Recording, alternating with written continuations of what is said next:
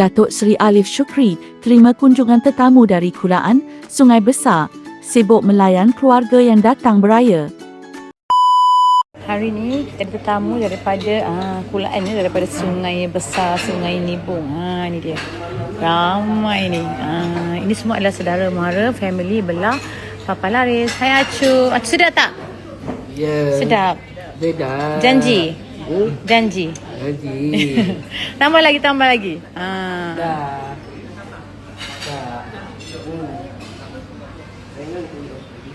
Dah.